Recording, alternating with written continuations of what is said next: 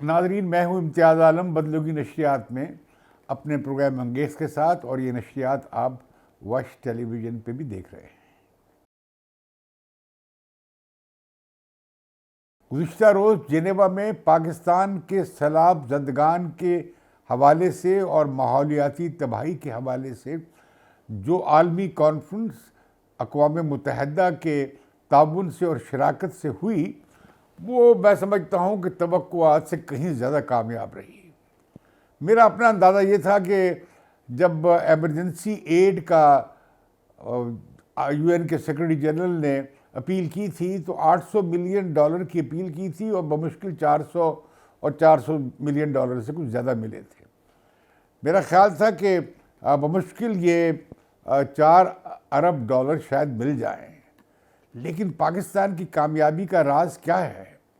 میں سمجھتا ہوں کہ اس میں ہماری وزارت خارجہ، خاص طور پہ وزیر خارجہ اور ہماری minister of state for foreign affairs ہنا ربانی کھر، اور خاص طور پہ میں ذکر کرنا چاہوں گا محترمہ شہری رحمان کا، جو وزیر ماحولیات ہیں۔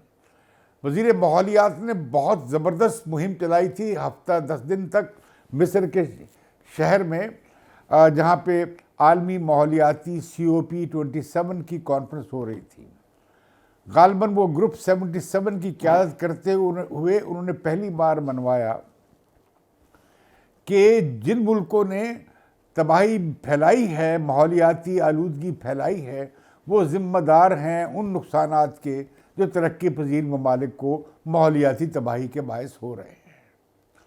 پہلی بار یہ ہوا کہ ماحولیاتی کانفرنس میں تمام پارٹیوں کی جو کانفرنس کہلاتی ہے، اس میں پہلی بار اس بات کو مانا گیا، تسلیم کیا گیا ڈاکومنٹ میں اور اعلان نامے میں، کہ یہ یقیناً جو لاس اور ڈیمیجز ہیں، نقصان اور نقصانات کا جو ہے کہ ذمہ داری اور اس میں انہیں دور کرنے کے لیے، پورا کرنے کے لیے عالمی برادری ذمہ دار ہے۔ یہ بڑی کامیابی تھی، لیکن طے نہیں ہوا تھا کہ پیسے کہاں سے آئیں گے، کس طرح آئیں گے، کیونکہ ترقی یافتہ ممالک نے تو $100 بلین $100 ارب سالانہ ترقی پذیر ملکوں کو دینا تھا، اور یہ معاملہ پیرس کانفرنس میں کئی سال پہلے طے ہوا تھا، لیکن ابھی تک اس پر کوئی عمل نہیں ہوا تھا۔ تو میں سمجھتا ہوں اس کے ساتھ ہی جو ڈپلومیسی ہوئی، بڑا پتہ نہیں کیا اعتراض بےہودہ سا ہوتا رہا کہ یہ وطن کے دورے پہ کب آئیں گے بلاول بھٹو نے بڑی یورپین یونین کے ساتھ، امریکہ کے ساتھ، مڈل ایسٹ میں انہوں نے اور چین کے ساتھ بڑی زبردست ایکٹیو ڈپلومیسی کی ہے، اور اپنا ایک طرح سے انہوں نے لوہا بنوایا ہے۔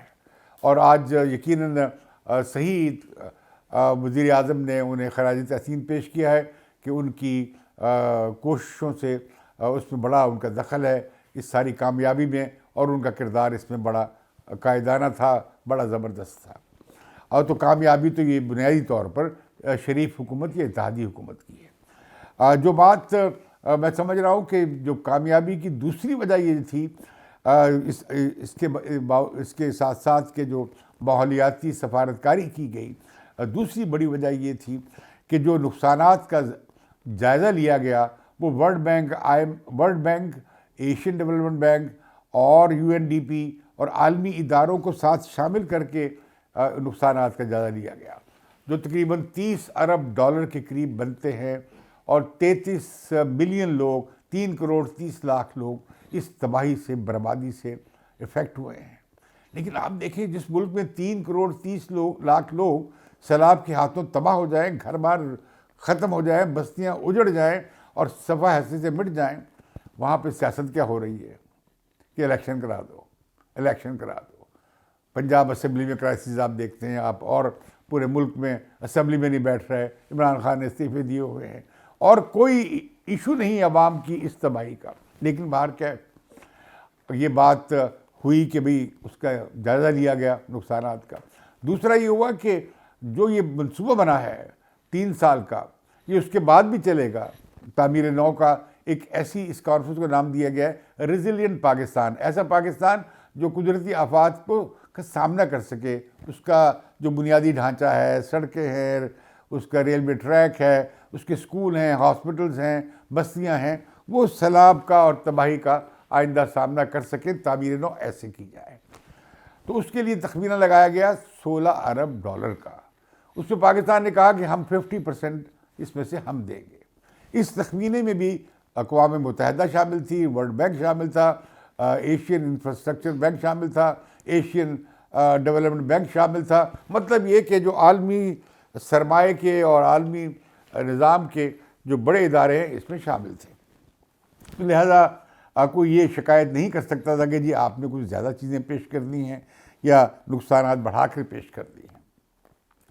دوسرا، اس منصوبے میں شامل ہیں عالمی ادارے، اور ایک ایک جو پائی ہے اس کی ایلوکیشن ہوگی، اسکولوں میں کتنا خرچ ہوگا، کیسے خرچ ہوگا، کس طرح کے اسکول بنیں گے، کس طرح کی سڑک بنے گی، کس طرح کے گھر بنیں گے، کس طرح کی بستیاں بنیں گی۔ تو یہ ایک بڑا ڈیٹیلڈ پلان بنا ہے۔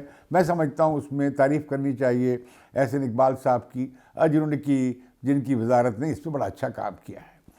اور لہذا کیا ہوا کہ خیال یہ تھا کہ کچھ زیادہ لوگ تھکے ہوئے ہیں انٹرنیشنل ایڈ سے، پہلے اپیل تھی، زیادہ پیسے ملے نہیں تھے، یوکرین کی جنگ ہو رہی ہے، روس کی، اور دنیا عالمی کے ساتھ بداری کے شکار ہے، لیکن 10 ارب 57 کروڑ ڈالر کے اعلانات وہاں ہوئے ہیں۔ 44 سے زیادہ ملکوں کے نمائندے اس میں شامل تھے، اور دنیا کی تمام جو بڑی عالمی تنظیمیں ہیں وہ بھی اس میں شامل تھیں، اور بڑے ہائر لیول پہ وہاں پہ نمائندگی تھی۔ کم از کم 10-15 کے قریب تو وزرائے خارجہ تھے، یا اس سے متعلق کلائمیٹ سے متعلق وزراء شامل تھے۔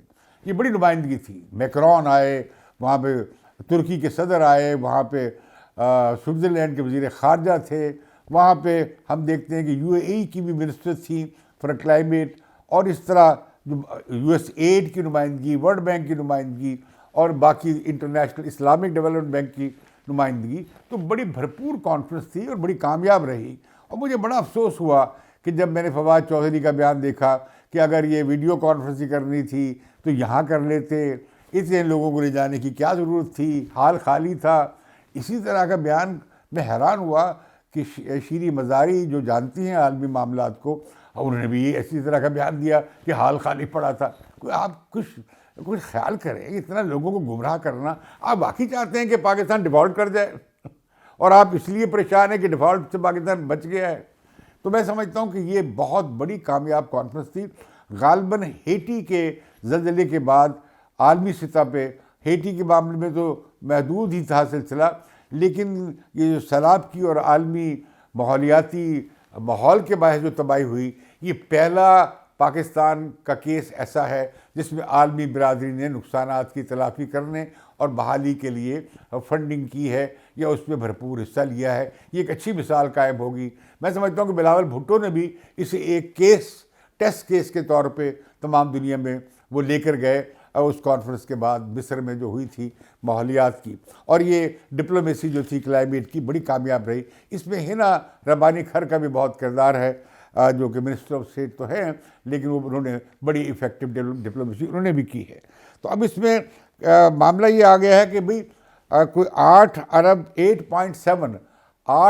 70 کروڑ ڈالر تو بینک دے رہے ہیں۔ نمبر 1 پہ اسلامک ڈیولپمنٹ بینک ہے جس نے 4.2 ارب ڈالر دیے ہیں، ورلڈ بینک نے 2 بلین ڈالر دیے ہیں، ایشین ڈیولپمنٹ بینک نے 1.5 ارب ڈالر دیے ہیں، اور جو ایشیا کا انفراسٹرکچر بینک ہے اس نے 1 ارب ڈالر دیے۔ یہ ملا کر 8 ارب 70 کروڑ ڈالر بنتے ہیں۔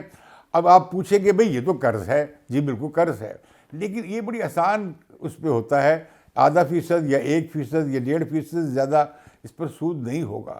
یہ بھی ایک طرح کے آپ کہہ لیں کہ وہ چارجز ہیں۔ تو یہ اصل میں یہ 8 ارب 70 کروڑ روپے کام آئیں گے پاکستان کے، کیونکہ پاکستان کے خزانہ تو خالی ہے۔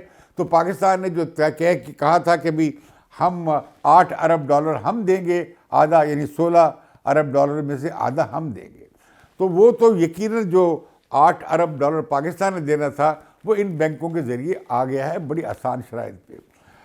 دوسری بات یہ کہ یہ جو دوسرا جو ہے کوئی تقریباً 2.5 ارب ڈالر، اس میں یورپین یونین کا $500 ملین بھی شامل ہے، فرانس کا 345 یورو شامل ہے، US8 کا $100 ملین ہے، چائنا کا $100 ملین ہے، سعودی عرب کا $1 بلین ہے، اور ابھی امید کی جا رہی ہے کہ اسی طرح کا بڑا اعلانات قطر سے اور UAE سے بھی ہونے جا رہا ہے، جہاں وزیر اعظم جہاں کا واپسی پہ دورہ کرنے یا آئندہ دنوں میں یا بھی جلد ہی وہ دورہ کرنے جا رہے ہیں، وہاں سے بھی اسی طرح کا بڑا اعلان متوقع ہے۔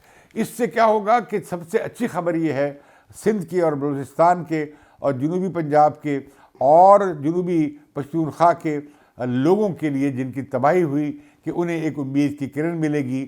اور یہاں تو یہ ہوا کہ سیلاب آتے تھے، لوگ تباہ ہوتے تھے، کوئی پرسان حال نہیں ہوتا تھا، اب ان کی ایک ماحولیاتی حساب سے بھی ایک پائیدار قسم کی تعمیر نو کا کام شروع ہو جائے گا، اور اس میں تقریباً $9 ارب تو سندھ پہ خرچ ہونے ہیں، باقی زیادہ تر جائیں گے خیبر پختونخوا میں۔ اس میں ایک اور اچھی بات تھی کہ اس کانفرنس میں کہ وفد میں پختونخوا کے وزیر خزانہ کو بھی لے جایا گیا، یا اس میں بلوچستان سے چیف منسٹر تو نہیں گئے، وہاں سے چیف سیکرٹری گئے، اور پنجاب سے بھی غالباً کوئی سیکرٹری فنانس گئے یا کوئی اور افسر یہاں کی نمائندگی کر رہا تھا۔ حکومت نے کوشش کی کہ سب کی نمائندگی ہو، کیونکہ سب کو سنا گیا، سندھ کے چیف منسٹر کو بھی سنا گیا اور خیبر پختونخوا کے وزیر مالیات کو، وزیر خزانہ کو بھی سنا گیا، اور انہیں اپنا اپنا کیس پیش کیا، بڑا افیکٹولی پیش کیا۔ تو میں سمجھتا ہوں کہ بڑی اچھی تیاری تھی، کانفرنس بہت کامیاب رہی۔ اس کا سب سے بڑا امپیکٹ یہ ہوگا کہ پاکستان تنہا نہیں رہا، اس کی سفارتکاری کامیاب رہی، عالمی برادری اس کی حمایت میں کھڑی ہو گئی ہے۔ میں سمجھتا ہوں بڑی خوشی کی بات ہے کہ ہم تنہائی سے نکل گئے ہیں۔ دوسری بات، اس کا بہت بڑا امپیکٹ یہ ہونے والا ہے کہ مالیاتی فائنینشیل مارکیٹ میں پاکستان اب ڈیفالٹ ہوا، وہ اب خطرہ ٹل گیا۔ لہذا ہم دیکھتے ہیں کہ بلوم برگ نے کہا ہے کہ کوئی امکان نہیں ہے پاکستان کا آئندہ 6 ماہ کے لیے ڈیفالٹ کرنے کا۔ یہ اعلان اس کانفرنس سے پہلے کا ہے۔ تو میں سمجھتا ہوں کہ ڈیفالٹ کا خطرہ ٹل گیا۔ اس کا مطلب یہ نہیں ہے کہ یہ جو پیسے آ رہے ہیں وہ اصل میں خرچ ہو جائیں گے ڈیفالٹ کو، یعنی فائنینشیل ڈیفیسٹ کو پورا کرنے کے لیے، ایسی کوئی بات نہیں ہے۔ اس میں سے کوئی پیسہ خرچ آپ نہیں کر سکتے سوائے ریہیبلیٹیشن کے، لیکن اس کے ساتھ ہی کنسٹرکشن کا کام شروع ہوگا، ریہیبلیٹیشن کا کام شروع ہوگا، گھر بنائے جائیں گے، سڑکیں بنیں گی، ریلوے ٹریک بنیں گے، انفراسٹرکچر بنے گا، تو کافی معاشی ہلچل اور معاشی تعبیر نو کے حوالے سے پیدا ہوگی۔ لیکن ساتھ ہی یہ ہوگا کہ چونکہ ڈالرز آئیں گے اور وہ ہم روپے میں کنورٹ کر کے جو پاکستان نے خرچ کرنے ہیں $8 بلین جو بینکوں سے آنے ہیں، تو اس کے اگینسٹ ہم کیش استعمال کر سکیں گے۔ تو اس کے ساتھ ہی میں سمجھتا ہوں کہ IMF کے ساتھ بھی، IMF پہ بھی اس کا اثر پڑے گا۔ اب تمام دنیا لابی کر رہی ہے پاکستان کے لیے، چین کر رہا ہے، امریکہ کر رہا ہے، فرانس کر رہا ہے، جرمنی کر رہا ہے، سب نے کہا ہے کہ ہم IMF سے چاہیں گے کہ آپ کی کے ساتھ جو شرائط ہیں اس پر وہ کوئی نرمی برتیں، اور یہ کہ پاکستان کو ایک اور فائدہ یہ ہوگا کہ اس کے قرضے بہت سارے ری شیڈول ہو جائیں گے۔ حالانکہ پاکستان نے اس کی بھی درخواست نہیں کی، لیکن یہ کی جاتی ہے۔ امید ہے کہ بائی لیٹرل اور ملٹی لیٹرل جو قرضے ہیں وہ ملتوی ہو جائیں گے، اور اگر کوشش کی جائے جیسے کہ پاکستان کے حالات ہیں اس میں کچھ قرضے معاف بھی کروائے جا سکتے ہیں۔ تو میں سمجھتا ہوں عجیب تو مسخرہ ہے، اس ملک میں عجیب مسخرہ پن ہے، پھو کی جا رہی ہے کہ جی دیکھیں کشکول پھیلا دیا، ایٹمی طاقت اور 5ویں 6ٹی بڑی فوج، اور ہم ہر طرف مانگتے پھر رہے ہیں۔ بھائی دیکھیں آپ کیسی باتیں کر رہے ہیں، آپ کے تلوں میں تیل ہے نہیں، گھر میں دانے نہیں ہیں، اور آپ مونچھیں ہر روز چڑھا کر بول رہے ہیں۔ تو میں سمجھتا ہوں کہ یقیناً اس دست نگری سے اور بیرونی نثار پہ اور محتاجی سے نکلنا چاہیے، لیکن اس کے لیے بڑے فیصلے کرنے ہوں گے جس کے لیے نہ پروگرام تحریک انصاف کے پاس ہے اور نہ اس متحدہ حکومت کے پاس ہے۔ وہ پروگرام دوسرا ہے، اس پہ ہم کسی اور وقت بات کریں گے۔ پاکستان اب ابتلا سے نکل گیا ہے، اتحادی حکومت پہ خطرہ ٹل گیا ہے اور ڈیفالٹ ہونے کا، لیکن یہ جو ہو رہے ہیں ہنگامے آٹے کی بوری کے لیے، یہ کیا کرائسس ہے؟ کیا پاکستان میں گندم نہیں ہے؟ پاکستان میں گندم ہے، وافر ہے، گو کہ کم ہے اور منگوا لی گئی ہے۔ کو ابھی روس سے جہاز لنگر انداز ہو گئے ہیں اور کوئی 3.5 لاکھ ٹن جو ہے وہ گندم جو ہے وہ آ گئی ہے. لیکن اس سے پہلے پنجاب میں بھی ہم نے دیکھا کہ آٹا 160 روپے 170 روپے سے چلا گیا. خیبر پختونخوا میں تو 160 روپے بھی نہیں مل رہا. اور ابھی وہ میں دیکھ رہا تھا اسفل یار ولی کے بیٹے ایک جگہ گئے, انہوں نے دکھایا دیکھیے اسٹوروں میں گندم پڑی ہوئی ہے, بوریاں ہزاروں کی تعداد میں پڑی ہوئی ہیں, ذخیرہ اندوزی کی گئی ہے. خیبر کے پختونخوا کی حکومت اور پنجاب کی حکومت کچھ نہیں کر رہی ہے, بلکہ چیف منسٹر نے کوٹے کا اضافہ کیا تھا فلور ملز کا, اور یہ کہا تھا کہ سپلائی ہو جائے گی. لیکن ابھی تک لگتا ہے کہ یہ معاملہ سپلائی کا معاملہ ٹھیک نہیں ہوا ہے, اور بڑی کمیابی ہے مارکیٹ میں اور بڑی اسپیکولیشن ہے. اسی طریقے سے خیبر پختونخوا میں بہت بڑے پیمانے پر اسمگلنگ ہو رہی ہے افغانستان میں گندم کی. وہ پاکستان کی جو سبسیڈائز یعنی حکومت کی امدادی رقم سے ملنے والی جو گندم ہے وہ افغانستان اسمگل کی جا رہی ہے. اس میں اربوں روپے کروڑوں روپے کمائے جا رہے ہیں. 60-70 کروڑ ڈالر سنا ہے ماہوار اسمگلنگ بھی ہو رہی ہے اس کی ڈالر کی افغانستان کے اندر. تو میں سمجھتا ہوں یہ بھی گورننس کا کرائسس ہے. کیوں نہیں سیکورٹی فورسز بارڈر کو سیل کر دیتی, اور یہ جو آمد و رفت ہے اسے اسکروٹنائز کرنا چاہیے کہ یہ اسمگلنگ کا ذریعہ نہ بنے بارڈر, اور ہمارے ڈالر جو ہیں جو ہمیں خود چاہیے وہ یہاں سے اسمگل نہ ہوں. اور یہ میں بتاتا چلوں کہ جو ہمارے قابلی دوست ہیں وہ بہت زبردست ماہر ہیں حوالہ کے اور پیرل مارکیٹ کے, بلیک مارکیٹ کے.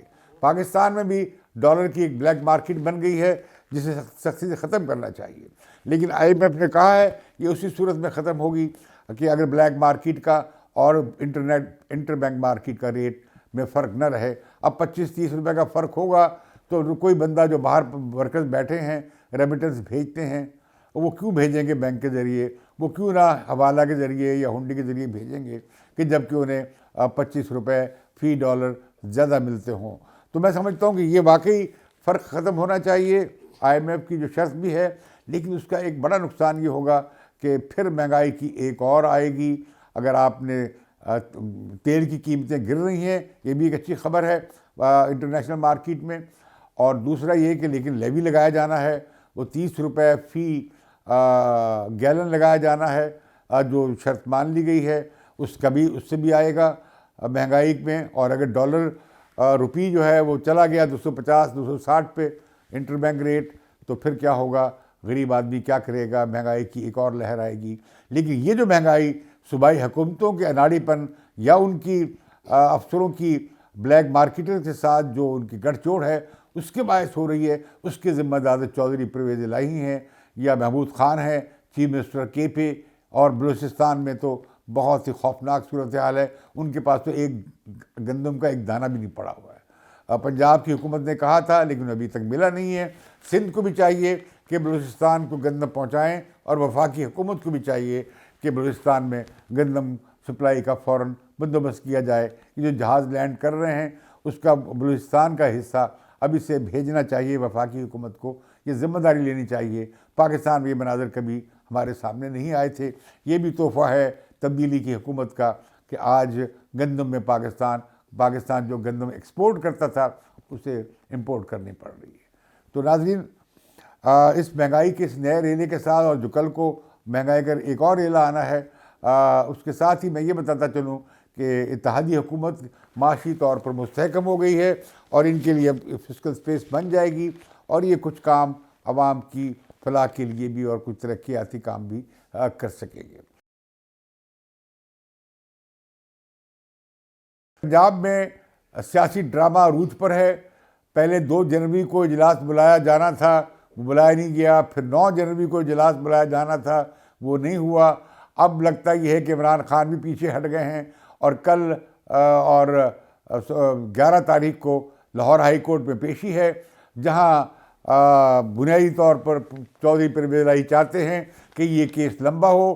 وہاں پہ جا کے انہیں دوبارہ اپنا بیان حلفی جمع کرانا ہوگا کہ وہ جب تک یہ فیصلہ کیس کا نہ ہو جائے وہ تب تک اسمبلی نہیں توڑیں گے. تو لہذا ان کے ہاتھ تو وہ بندھوانا چاہتے ہیں ہائی کورٹ کے ذریعے, اس نتیجہ کیا نکلے گا کہ وہ اسمبلی نہیں توڑ سکیں گے، کیونکہ چودھری پرویز الہی کا اصرار یہ ہے کہ گورنر کا تو آرڈر ہی غیر آئینی ہے اعتماد کا ووٹ لینے کا، تو حالانکہ گورنر کا آرڈر غیر آئینی نہیں ہے، تو یہ فائدہ اٹھایا ہے اس بات سے کہ عدالت نے مداخلت کی ہے، پولیٹیکل کیس میں انٹرفیئر کیا ہے، اور یہ اصرار نہیں کیا تھا، فیصلے میں نہیں کہا گیا تھا کہ بھئی گورنر کا فیصلہ تو آئینی ہے کہ آپ اعتماد کا ووٹ لیں، لیکن اعتماد کا ووٹ نہیں لیا گیا کیونکہ عدالت نے آرڈر نہیں کیا تھا۔ ممکن ہے 11 تاریخ کو ہائی کورٹ یہ آرڈر کر دے کہ بھئی آپ جا کے اعتماد کا ووٹ تو لیں، لیکن اعتماد کا ووٹ کہاں سے لیں گے؟ میرا خیال یہ کہ حکومت کوشش کرے گی، پرویز الہی خاص طور پہ، کہ عدالت اس طرف نہ جائے، وہ اس بات پہ فوکس کرے کہ گورنر کا آرڈر آئینی ہے یا غیر آئینی ہے۔ اس میں ظاہر ہے کہ وقت لگے گا، دونوں طرف کی وکلا بحثیں کریں گے، 3-4 مہینے گزر جائیں گے، 4 مہینے کے بعد عمران خان کی اچھا پوری کرنے کے لیے پرویز الہی اگر اسمبلی توڑے گے بھی تو اس کے بعد پھر نئے الیکشن اپنے وقت پر ہی ہوں گے، اور اس کے بعد پھر یہ ہے کہ ضمنی انتخابات نہیں ہوں گے۔ جب 3-4 مہینے رہ جائیں جنرل الیکشنز کو تو پھر ضمنی انتخابات نہیں ہوتے ہیں۔ تو ایسی صورت میں بڑا جھگڑا ہو گیا عمران خان کے اور پرویز الہی کے درمیان۔ انہوں نے بہت برا بھلا کہا ہے اپنی پارٹی لیڈرز کے اجلاس میں، اور یہ جو لاہور میں بہت بڑی کرپشن کے کیس سامنے آ رہے ہیں، خاص طور پر ریور اربن ڈیولپمنٹ اتھارٹی کے حوالے سے، اور وہ جو سینٹرل ڈسٹرکٹ عمران خان بنا رہے تھے کمرشل، اس میں بہت بڑے گھپلے سامنے آ رہے ہیں، اور خود ایف آئی اے نے کچھ قریبی ساتھیوں کو اور لوگوں کو اور خود پنجاب اسمبلی کے ملازمین کو گرفتار کیا ہے ایف آئی اے نے، اور ان کے لوگوں کو ایگزٹ کنٹرول لسٹ میں بھی ڈالا گیا ہے، اور خود مونس الہی باہر گئے ہوئے ہیں۔ سنا ہی جا رہا ہے کہ کرپشن کی بڑی ہوش ربا کہانی سامنے آنے والی ہے، اور عمران خان پریشان ہے کہ چودھری پرویز الہی نے ان کی سیاست کو بڑا داغ لگایا ہے۔ حالانکہ چودھری پرویز الہی کو تو اچھے بھلے وہ جا رہے تھے اس طرف پی ڈی ایم کی طرف، تو وہ کھینچ کر لائے تھے، وزیر اعلیٰ بنایا تھا، اور مونس الہی کو بڑا گلے لگایا تھا جس سے پہلے وہ ملنے کے تیار نہیں تھے۔ تو میں سمجھتا ہوں کہ اوپر سے پھر عمران خان کو نوٹس مل رہے ہیں، الیکشن کمیشن نے کارروائی شروع کر دی ہے، سپریم کورٹ نے کہہ دیا ہے کہ جی بالکل آپ اپنے کو اختیار حاصل ہے الیکشن کمیشن کو توہین عدالت کی کارروائی کرنے کا، تو لہذا وہاں پہ عمران خان پھر نہیں گئے ہیں، اگلی تاریخ پڑ گئی ہے۔ اسی طریقے سے وہاں پہ سیشن کورٹ میں ان کا کیس چل رہا ہے، وہاں بھی وہ پیش نہیں ہوئے ہیں، اب وہ بیماری کا عذر پیش کر رہے ہیں نہ ہونے کا، لیکن یہ تلوار لٹک رہی ہے عمران خان کی کہ سر کے اوپر عمران خان پے در پے غلطیاں کیے جا رہے ہیں۔ انہوں نے غلطی کی کہ اسمبلیوں سے استعفیٰ دے دیا، انہوں نے غلطی پہلے کہا کہ اسمبلی توڑ دی۔ یہ کیسے لیڈر ہیں عوام کے منتخب کے؟ پارلیمنٹ جہاں سے طاقت لیتے ہیں، بھلے وزیر اعظم کے طور پر یا لیڈر جو اپوزیشن کو، کیا آپ انہیں فارغ کر دیں؟ پارلیمنٹ کو آپ نے ایسے فارغ کرنے کی کوشش کی۔ اس طرح پنجاب اسمبلی کو اور کے پی کی اسمبلی کو توڑنا چاہتے ہیں، اور آپ کی توجہ ہی نہیں ہے کہ آٹے کا جو بحران پنجاب میں اور کے پی میں ہے، کوئی آپ نے ہدایت دی ہو، بیان دیا ہو، ڈائریکشن دی ہو کہ بھئی یہ کیا طوفان بچا ہوا ہے، حشر بپا ہے، لوگوں کو آٹا نہیں مل رہا ہے، اس پر کوئی توجہ نہیں ہے۔ تو میں سمجھتا ہوں کہ چودھری پرویز الہی نے خوب جسے کہتے ہیں اڑکا لگانا، خوب انہوں نے کانٹی ماری ہے عمران خان پہ، عمران خان پھنس گئے ہیں۔ چودھری پرویز الہی نے اسمبلی کوئی نہیں توڑنی ہے، اسمبلی چلے گی، اور ایک اور بات، وہ 186 ووٹ نہیں ہیں، کچھ 4-1 لوگ مسنگ ہیں، تو لہٰذا جب 186 ووٹ نہ لے سکے اعتماد کے ووٹ کے حوالے سے تو وزیر اعلیٰ نہیں رہیں گے۔ وہ وزیر اعلیٰ رہ سکتے ہیں پھر بھی کہ رن آف دا ووٹ جسے کہتے ہیں کہ جس کی اکثریت ہوگی وہ چیف منسٹر بن جائے گا۔ تو لیکن اس میں کوشش ہے مسلم لیگ نواز کی بھی، اور ڈرا رہے ہیں چودھری پرویز الہی عمران خان کو کہ اگر مجھے کچھ ہوا تو پھر یہاں پہ نون لیگ حکومت میں آ جائے گی، اور وہ عمران خان کے لیے بھی مشکل کا باعث بنے گی۔ اور خود وہ بڑے پیمانے پر وہ کر رہے ہیں، انویسٹمنٹس کر رہے ہیں، بڑے پیمانے پر وہ ڈیولپمنٹ پروگرام دے رہے ہیں۔ ان کی کوشش ہے کہ وہ اگلے الیکشن تک 5-6 مہینے خوب پنجاب کے خزانے کو اپنی سیاست کو آگے بڑھانے کے لیے استعمال کریں۔ تو میں سمجھتا ہوں کہ اب اسٹیبلشمنٹ کے تو نیوٹرل ہے، ان کے لیے بڑا مسئلہ اب چودھری پرویز الہی ہیں۔ تو مجھے پروگرام کی اجازت دیجیے، مجھے نہیں لگتا کہ پنجاب اسمبلی ٹوٹے گی، اور جب پنجاب اسمبلی ٹوٹے گی تو کے پی کی اسمبلی بھی ٹوٹے گی، اور اس عرصے میں جو کچھ یہاں پہ بیڈ گورننس اور بری حکمرانی کے حوالے سے جو ہو رہا ہے اس کا کافی عمران خان کو جواب دینا پڑے گا۔ تو ناظرین، مجھے بدلوں کی نشریات سے اجازت دیجیے۔